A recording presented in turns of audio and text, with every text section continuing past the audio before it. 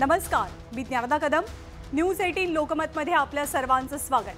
आज बुलेटिनमध्ये काय विशेष असणार आहे, कोणत्या महत्त्वाच्या बातम्या आपण बघणार आहोत.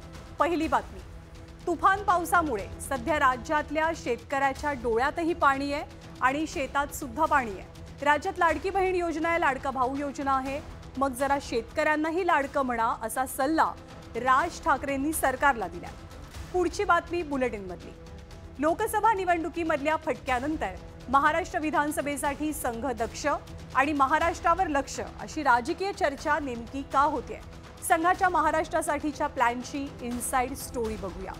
त्यानंतरची बातमी, पंतप्रधान मोदींचं ब्रुनोईमध्ये स्वागत करणाऱ्या सम्राटाच्या डोळे दिपवणाऱ्या संपत्तीची. तब्बल 7000 गाड्या आणि 117 खोल्यांचा जगातला सर्वात मोठा राजमहल असलेला हा सम्राट कोण आहे? आणि यानंतर इंटरेस्टिंग बातमी, दिवसभराची फक्त 30 मिनिटांची झोप खरंच तुमचं आयुष्य आणि कार्यक्षमता वाढवते का? गेली 12 वर्ष हा प्रयोग करणाऱ्या जपानी मुलाची कहाणी बुलेटिनमध्ये पाहणार आहोत. पण सुरुवात करूया अतिवृष्टीच्या माऱ्याच्या बातमीनं.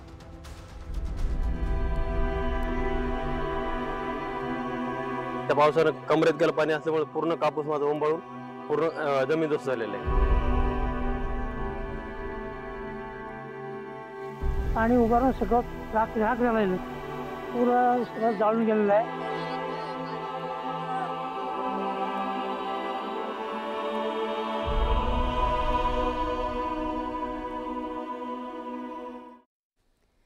जून ते ऑगस्टच्या मध्यापर्यंत उसंत घेतलेल्या पावसानं सप्टेंबरच्या सुरुवातीलाच महाराष्ट्र ओलाचिंब केला. पण काही भागात अतिवृष्टी झाल्यामुळे हातातोंडाशी आलेली शेती पिकं वाया गेली आहेत. शेतकऱ्यांचं मोठं नुकसान झाल्यामुळे आता शेतकऱ्यांच्या नजरा सरकारकडे लागल्यात.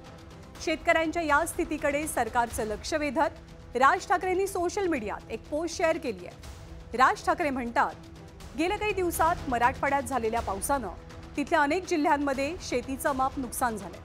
कित्येक पिकं अगदी काढणीला आलेली असताना वाहून गेली आहेत. डोळ्यासमोर उभं झालेलं पीक नष्ट होणं आणि ते सुद्धा सणासुदीच्या तोंडावर हे सहन करणं कठीण आहे. राज्य सरकारनं तातडीनं या नुकसानीचे पंचनामे करून जितक्या लवकर नुकसान भरपाईची रक्कम देता येईल ते पाहावं. शेतकरी पण लाडकाय हे दाखवून द्यावं.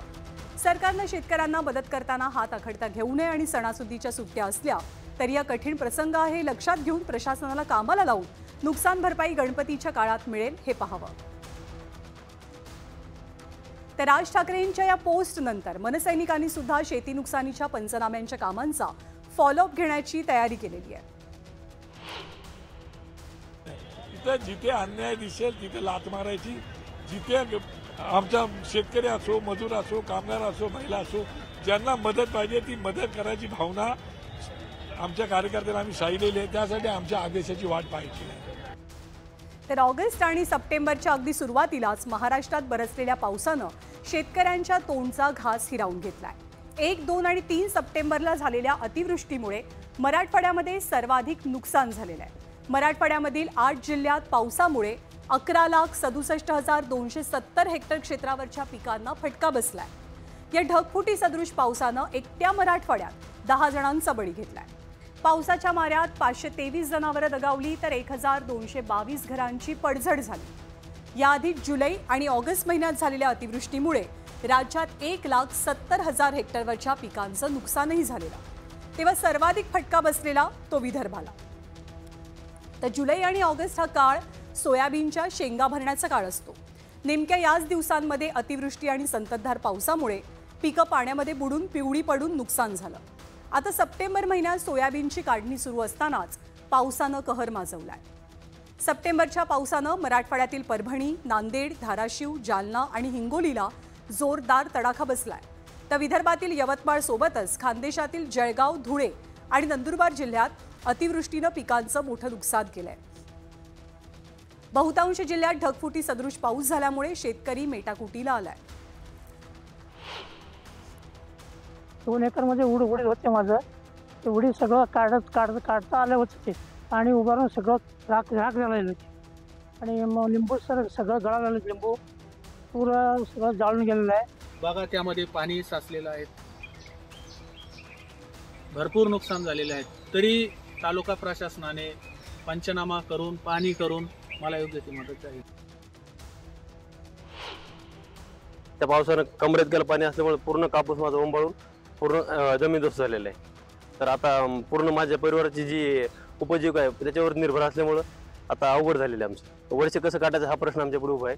तर त्यासाठी सरकारला विनंती आहे की मायबाप सरकारने शेतकऱ्यासाठी काहीतरी योग्य निर्णय घेऊन आम्हाला तात्काळ मदत करावी. एवढी माझ्या शेतामध्ये सर मला 4.5 एकर जमीन आहे आणि जमिनीमध्ये माझ्या कापूस सर सगळा, तर ते सगळा कापूस सर वाहून गेलेला आहे. त्यात शेतीमध्ये काय राहिलेलं नाही. मी बँकेकडून क्रॉप लोन घेऊन आणि इथं लोकांकडून पैसे घेऊन मी सरळ शेतीमध्ये लावलेले आहेत. तर सगळं सर नुकसान झालेले आहे. त्यामुळे मी सरकारला विनंती करतो की मला तात्काळ आम्हाला मदत देण्यात यावी, ही आमची विनंती राहील सर. आणि आमच्या विशेष म्हणजे सर आमच्या घरामध्ये पाणी गेलं होतं, सगळं माझं धान्य सुद्धा वाहून गेले सर. मी फोटो काढलेत, माझ्याकडे व्हिडिओ आहेत. आणि पुन्हा कपडे सगळे वाहून गेले सर. आम्ही लेकरं बाळा लहान आम्हाला 2 दिवसामध्ये रात्री झोप नाही सर. तर अतिवृष्टीच्या संकटात शेतकरी पुन्हा एकदा अडकलाय आणि विरोधकांनी सरकारला घेरण्यास सुरुवात केली आहे. आज आदित्य ठाकरे थेट शेतकऱ्यांच्या बांधावर पोहोचले आणि तिथे शेतकऱ्यांनी ठाकरेंसमोरच अडचणींचा पाढा वाचला. सोयाबीन असेल, कपाशी असेल, मोसंबी असेल, 100% माल गेलेला आहे. आणि त्याचा भाव तुम्हाला सांगतो, 10 वर्ष झाले तेव्हा बी 5,000 रुपये कापूस विकत होता आणि आता 10 वर्ष झाले 8,000 रुपये. माझी एवढीच मागणी आहे की शासनानं हमी भाव कमीत कमी कापसाला 10,000 दिला तर आमचा शेतकरी टिकू शकतो. तर नाही तर तुम्हाला सांगतो 100% आमची मानसिकता झाली की शेती करून काही फायदा राहिला नाही. तर एकीकडे आदित्य ठाकरेंसह विरोधक शेतकऱ्यांच्या बांधावरती पोहोचलेले असताना खासदार संजय राऊतांनी सुद्धा शेतकरी कधी लाडका होणार असा सवाल उपस्थित करत सरकारवरती निशाणा साधला. सरकारकडे इतर सर्व वायफळ कामांसाठी पैसे आहेत, पण शेतकरी जेव्हा मरणपंथाला लागतो, शेतकऱ्याचं आयुष्य वाहून जातं, तेव्हा शेतकरी आपला लाडका आहे असं या सरकारला कधीच वाटलेलं नाही. तर उभ्या पिकांमध्ये साचलेलं पाणी आणि शेतकऱ्यांच्या डोळ्यातले अश्रू पुसण्याची आज गरज आहे. विरोधक बांधांवरती फिरत असताना सत्ताधारी सुद्धा मागे नाहीत. बुधवारी राज्याचे मुख्यमंत्री एकनाथ शिंदे, उपमुख्यमंत्री देवेंद्र फडणवीस आणि कृषी मंत्री धनंजय मुंडेंनी थेट नुकसानीची पाहणी करत शेतकऱ्यांना धीर देण्याचा प्रयत्न केला. कृषी मंत्री देखील आमच्या संपर्कात होते, तेही फिरत होते. आणि आज इकडे आम्ही आल्यानंतर या जिल्ह्यात देखील सोयाबीनचं नुकसान झालं. मागच्या शेतात गेलो होतो तर पूर्ण शेतामध्ये पाणी होतं. त्यामुळे युद्ध पातळीवर पंचनामे होतील आणि शेतकऱ्यांना मदत मिळेल. मुख्यमंत्री महोदयांनी मदत करण्याचा निर्णय त्यात ऑलरेडी जाहीर केलेला आहे आणि पंचनामे लवकर करून, कारण आपल्याला एकूण नुकसान किती याची माहिती घेतल्यावरच बाकी सगळ्या गोष्टी करता येतात, ते अतिशय वेगाने होईल. आणि खरं तर मागच्याच महिन्यात मुख्यमंत्र्यांनी बोलता बोलता लाडका शेतकरी योजनेबद्दल भाष्य केलेलं. पण आता वेळ अशी आहे की प्रत्यक्ष शेतकरी अडचणीत असताना फक्त घोषणाच नाही तर खऱ्या अर्थानं सरकारच्या कृतीशील प्रयत्नांची गरज आहे. आज मराठवाड्यात आभाळही बरसतंय आणि पावसानं झोडपल्यामुळे शेतकऱ्यांच्या डोळ्यातलं पाणी सुद्धा. दुष्काळाशी 2 हात करत पिकं जगवली, ती जेव्हा काढणीला आली तेव्हा पावसाचा मारा झाला आणि उभी पिकं रातोरात झोपली. आपल्या महाराष्ट्रात शेतकरी आत्महत्येचा आकडा चिंता वाढवणार आहे. यंदा जानेवारी ते जून या 6 महिन्यांमध्येच महाराष्ट्रात 557 पेक्षा अधिक शेतकऱ्यांनी आत्महत्या केल्याचा अहवाल आहे.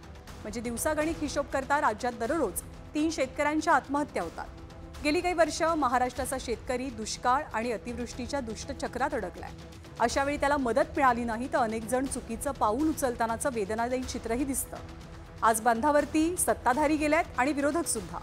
त्यांच्या भेटी फक्त ॲग्रिकल्चर टुरिझम ठरू नयेत तर दुष्टचक्रात अडकलेल्या बळीराजाला मदत मिळावी हीच अपेक्षा. आणि यापुढची बातमी आहे विधानसभा निवडणुकीसाठी संघानं भाजपसाठी तयार केलेल्या रोडमॅपची.